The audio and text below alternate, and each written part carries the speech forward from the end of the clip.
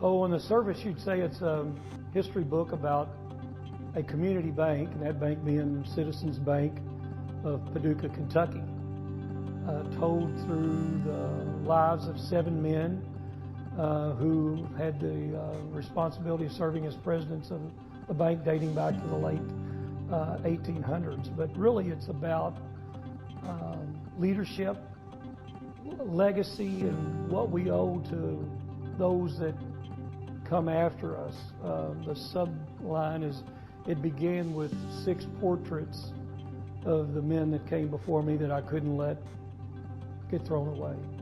Stewardship, vision, community. Those words and the importance of them are in a new book by a local author. William Bill Jones has been in community banking for more than 4 decades.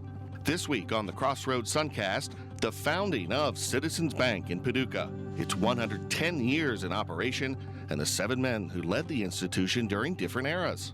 I really realized that I knew their names, but I didn't know their stories. We're exploring the topic in a new book titled 7 Visions, 1 Legacy. I'm Todd Faulkner. Paducah, Kentucky, an ever-growing river city full of art, charm, and good people. Restaurants, law firms, shops, and small boutiques dot the downtown landscape. Steeped in history, these buildings are more than just spaces. They're the holders of stories, moments, and memories. That includes the building that sits at the corner of 4th and Broadway, the longtime former home for decades to Citizens Bank. I realized I knew their names, but I didn't know their stories. Bill Jones served as president of Citizens Bank from 1992 to 1998 before it was sold. His new book, 7 Visions, 1 Legacy, tells the story of the presidents who led the institution over the course of the bank's 110-year history. So on the surface, you'd say it's a history book about a community bank, and that bank being Citizens Bank of Paducah, Kentucky, told through the lives of 7 men who had the responsibility of serving as presidents of the bank dating back to the late 1800s. But really it's about leadership, legacy, and what we owe to those that come after us. The subline is, it began with 6 portraits of the men that came before me that I couldn't let get thrown away. Portraits of men who served as more than presidents. Each of these individuals viewed themselves as stewards of something larger than themselves, and what they left and the lessons they left about integrity, community, and leading for the long term. While stewardship was an integral focus for these men, so was vision. Vision is what outlives us. A leader that only focuses on today leaves nothing behind. Each of these men brought a vision that the bank could be something much greater for the community. I asked Bill to read an excerpt about vision from his book.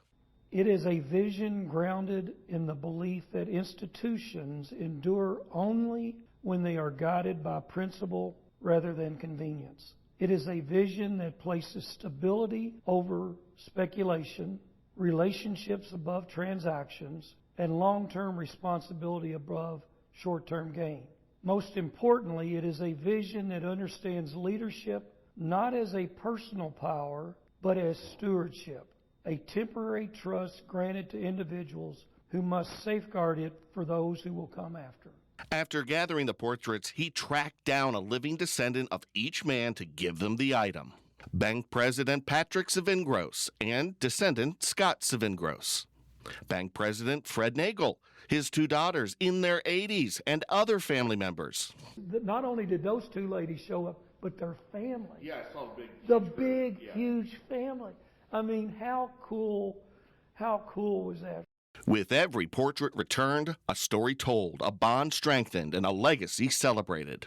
After they got over the surprise that I took the time to track them down and return the portraits, every one of them, without exception, was emotional. After 110 years, Citizens Bank and Trust Company sold. So as it relates to how I ran the bank, I always believed that the things that would make the bank successful as an independent bank would also make it attractive from acquiring banks.